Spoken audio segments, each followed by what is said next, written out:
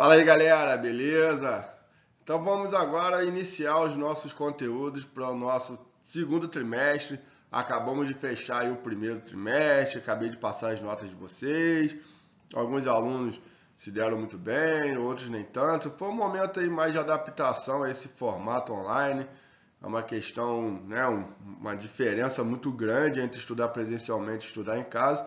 Mas você já percebeu que você vai ter que manter aí uma organizaçãozinha, tirar um tempinho para estudar, prestar um pouco mais de atenção nas aulas, revisar aí as teleaulas com mais cuidado, beleza? Qualquer dúvida, lembrando que eu estou sempre disponível aí para tirar qualquer dúvida. Qualquer dúvida em relação à aula, em relação a algum trabalho, algum exercício. Então não deixe de passar essas dúvidas para mim, se caso elas surgirem. Beleza? Dando continuidade aí então aos nossos conteúdos, que vai dar aí direcionamento para o nosso segundo trimestre, vamos começar falando do relevo e hidrografia agora da Oceania. Na V2, quanto na V3, a gente, né, eu só cobrei o relevo e hidrografia da Europa e da Ásia, então a gente vai ver agora o relevo e hidrografia da Oceania em separado e depois a gente continua com os nossos conteúdos, beleza? Então a gente vai pegar lá da página 15 até a página 19 do livro. Então são 4 paginazinhas, hoje uma aula mais tranquila, menorzinha. Depois eu sugiro que você pegue o livro, acompanhe, faça aí as marcações, dá uma lida nesse trecho entre a página 15 e a página 19 para poder fixar melhor o conteúdo. Então você vai ler o livro, você vai assistir a teleaula, você vai tirar dúvidas, então dá para chegar lá, né, no conhecimento. Beleza? Começando aí então, vamos pegar o livro e vamos ver aí, relevo e hidrografia da Oceania. Antes da gente ver mais profundamente a questão do relevo e da hidrografia, vamos só relembrar algumas coisinhas, né? A Oceania, então, é um continente fisicamente dividido de maneira desigual, porque 98% da sua superfície corresponde apenas a 3 países. Quais são? Austrália, Nova Zelândia e Papua Nova Guiné. Só que só, né, os 3 compõem 98% da Oceania. Só que só a Austrália, ela corresponde a 90% de todas as terras da Oceania. Então, por isso que eu disse que muita gente, erradamente, vai chamar a Oceania apenas de Austrália, ou o continente australiano, porque 90% da Oceania é só a Austrália. Mas a gente não pode desprezar os outros países, principalmente Nova Zelândia, que tem uma economia super desenvolvida, uma qualidade de vida muito desenvolvida também, e várias outras ilhazinhas que existem pessoas, né, povos que moram nesses países. Então a gente não pode resumir a Oceania apenas à Austrália, beleza? Mas você tem aí Papua e Nova Guiné representando aí um pouco mais de 1% da Oceania, beleza? E depois milhares de ilhas que são divididas em Polinésia, Micronésia e Melanésia. Esse mapinha que também está aí no livro de vocês, regionalizando essas regiões, essas pequenas ilhas. Micronésia um pouco mais ao norte, Melanésia um pouco mais a oeste, onde pega aí a Papua Nova Guiné, e a Polinésia são as ilhas mais lá no meio do Pacífico, em direção já quase aí à América. Beleza, galera? Uma das formações mais características ali das ilhas da Oceania, principalmente em algumas ilhas da Micronésia, mas também existem nas ilhas da Polinésia, são as formações de atóis. O que são atóis? A maioria, o grande parte, são formadas a partir de ilhas vulcânicas. O que são ilhas vulcânicas? Lembrando que quando a gente tem ali, principalmente movimento divergente, né, quando as placas elas tendem a se abrir, passando aqui, quando o magma, né, ele consegue passar pela fissura entre placas tectônicas e chegando até a superfície oceânica, lá no fundo do mar, ele chega, solidifica, forma aí uma pequena montanhazinha, um pequeno vulcãozinho, e à medida que esse magma, né, ele vai chegando mais à superfície, esse vulcão vai crescendo até chegar o momento em que ele sai acima do nível do mar, ou seja, a gente consegue observar ali a partir da nossa visão superficial do oceano, porque enquanto ele está no fundo do mar, a gente não consegue ver. A partir do momento que a gente tem esse vulcão chegando na superfície, como tem aqui, o atol ele é formado por uma grande barreira de corais que vai rodear aí essa ilha. Então, muitas vezes é uma ilha vulcânica, mas pode acontecer a formação de atol também em ilhas que não sejam vulcânicas. A grande ideia é essa, uma grande barreira de corais que vai circundar aí essa ilha.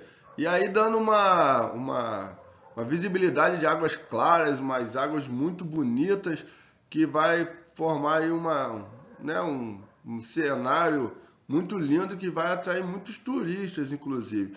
Muitos hotéis, resorts que vão viver do turismo vão se aproveitar aí dessas formações naturais que são os atóis. Beleza? Então, só lendo aqui, ó. Vistas do alto, elas têm formação aí como se fosse um anel, né, em volta aí do vulcão, da ilha. Aí a areia e a vegetação arbórea recobrem o anel, enquanto a circunferência interna se constitui de uma laguna relativamente rasa e de águas claras. Laguna, um pouco de água salgada, principalmente. Na parte externa das ilhas aneladas, a mudança nos tons de cor azul do mar, claro e escuro, denuncia a brusca variação de profundidade.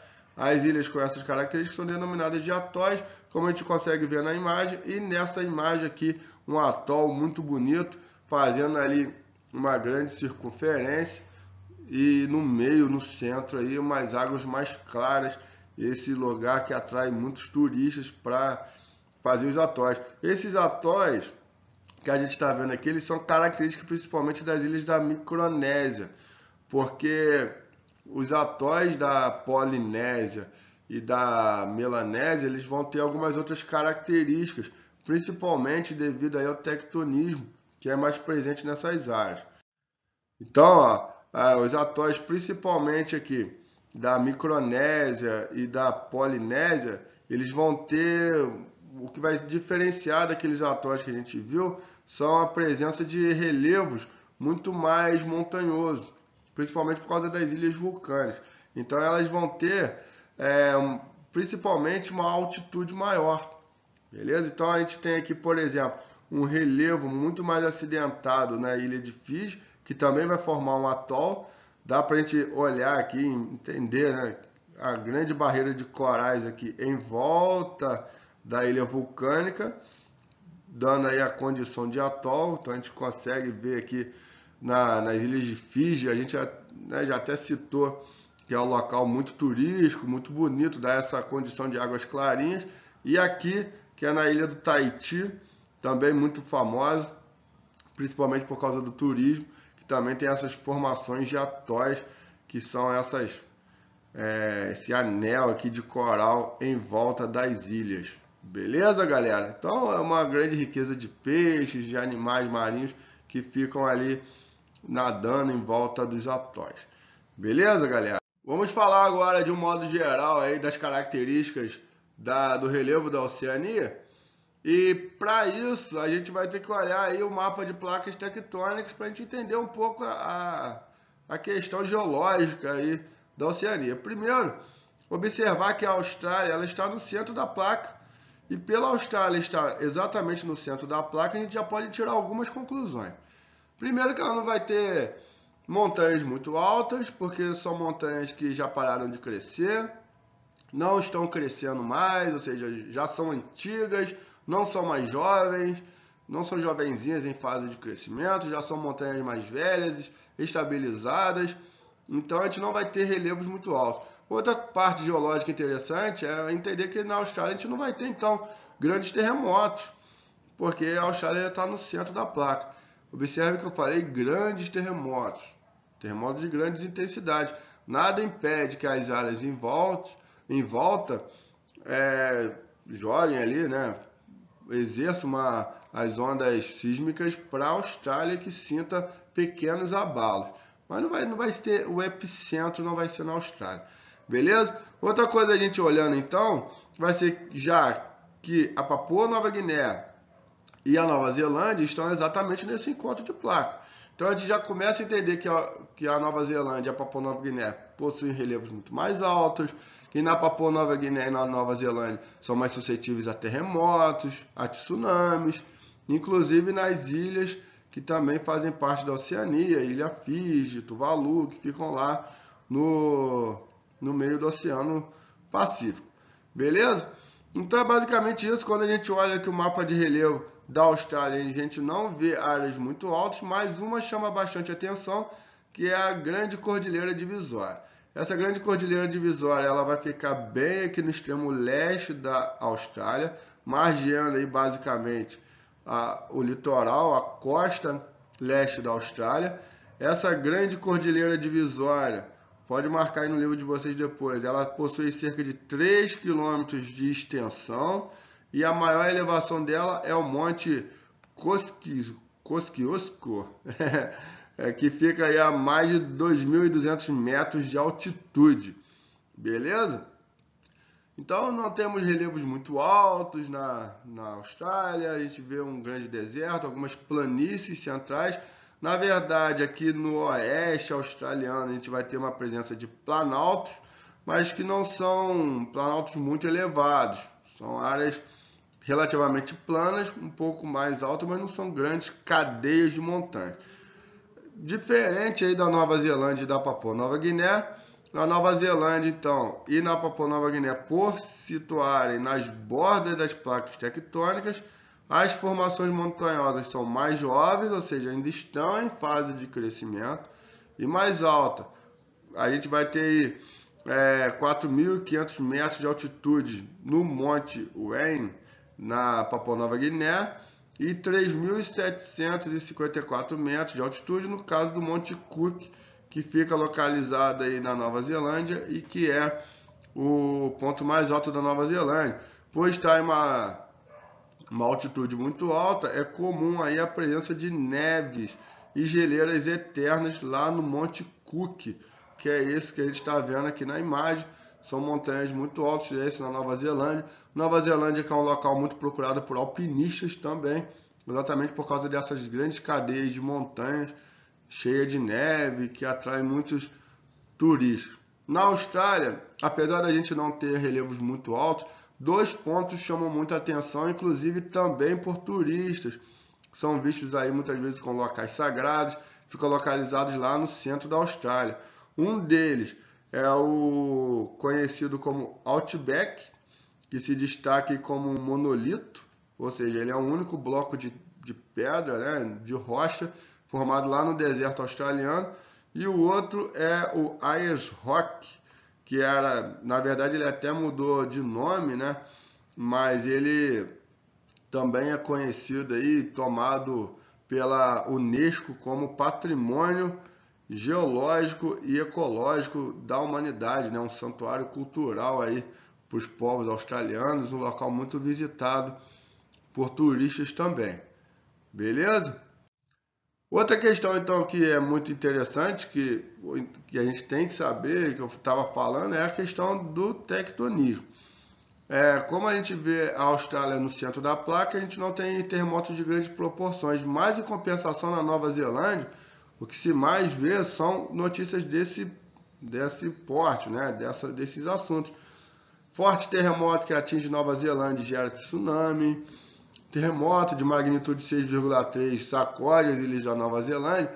E vocês devem ter visto no jornal, que passou aí, ou na internet, que passou aí agora, foi semana passada, no dia 25, essa reportagem quando a primeira ministra da Nova Zelândia, ela estava dando entrevista e no meio da entrevista começou a ter um terremoto, começou a sacudir.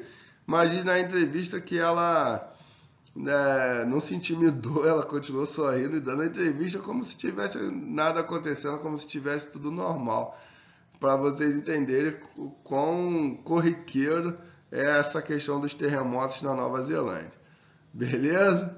Show de bola? As principais planícies, então, da Austrália, falando de planícies, por que é importante? Exatamente porque vai ser nas planícies que vão correr os maiores rios australianos. Quando a gente olha aqui no mapa, onde que estão as planícies australianas? Bem aqui no centro, ó. Bem aqui no meio aqui da Austrália. basicamente onde entre a Grande Cordilheira Divisória e o Grande Deserto Australiano, que vai ficar no Grande Planalto. No meio da Grande Cordilheira e do Planalto, a gente vai ter os rios. Quais rios mais importantes da Austrália? São rios, o rio Murray e o Darling, que são os mais extensos aí do continente. Esses rios eles formam um grande complexo, né? Na verdade são dois rios, mas eles vão formar um grande complexo conhecido aí como a Bacia Murray-Darling, que são os maiores, mais extensos da Austrália e também de todos os outros países. Quando a gente olha aqui para Nova Zelândia, a gente vê rios bem pequenos, ou seja, eles nascem nos topos de montanha, descem em grande velocidade para as planícies, ou seja, para a área costeira, mas são rios de pequenas extensões. O rio de maior extensão são esses mesmo, Darling e o Murray. Falando também de outra questão importante na parte hídrica da Austrália, é a presença aí de um lago, que é o Lago Erie, que ele fica num local de depressão absoluta a 16 metros abaixo do nível do mar. Esse que está na imagem e é esse que está aqui, é o Lago Erie, que fica lá no centro da Austrália e é uma grande depressão absoluta, ou seja, já chega a ter a altitude abaixo do nível do mar. Beleza?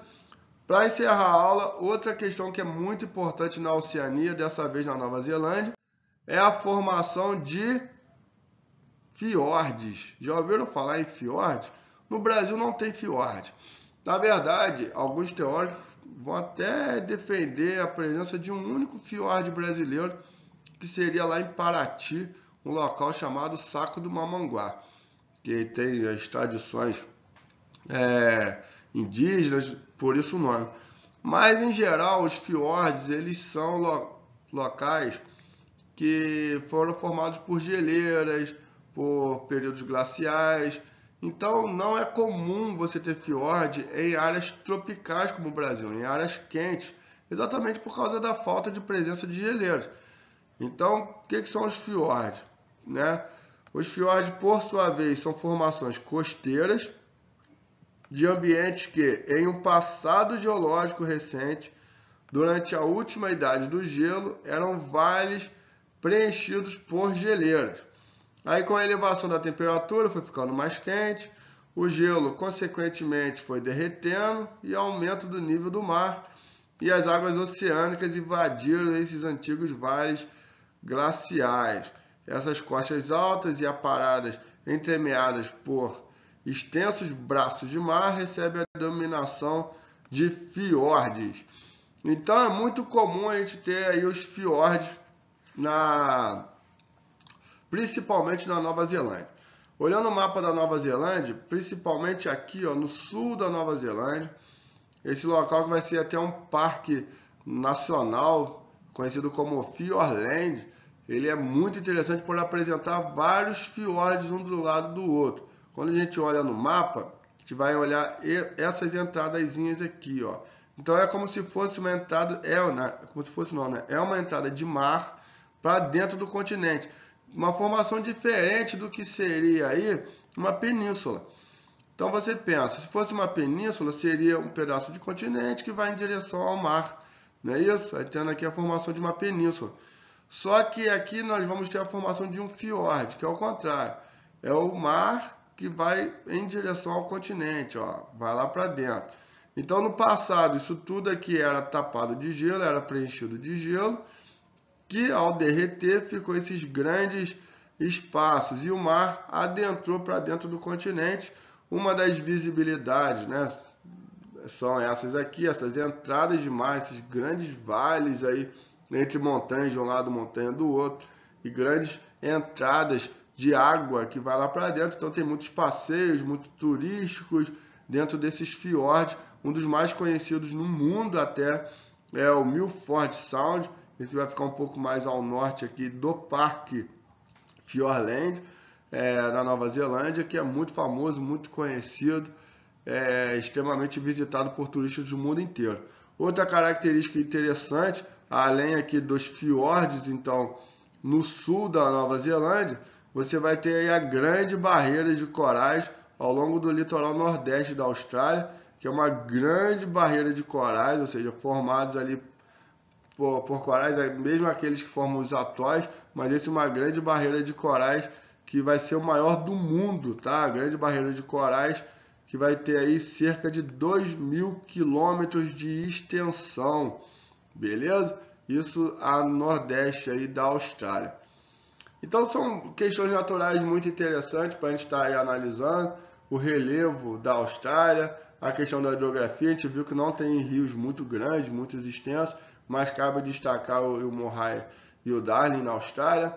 Falamos aí da formação dos fiordes, falamos das formações dos atóis. E na próxima aula a gente continua aí com os nossos conteúdos.